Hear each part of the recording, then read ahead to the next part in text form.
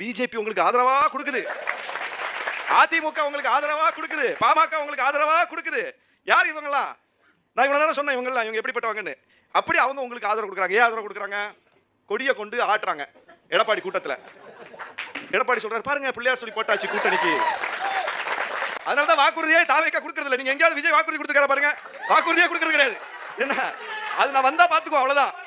உடனே சொல்லுவாங்க இந்த பிஜேபி பயத்தை காட்டிக்கிட்டு. பிஜேபிங்கிறது வெறும் பயம் இல்லைங்க, நாட்டை பீடித்திருக்கிற மிகப்பெரிய நோய்.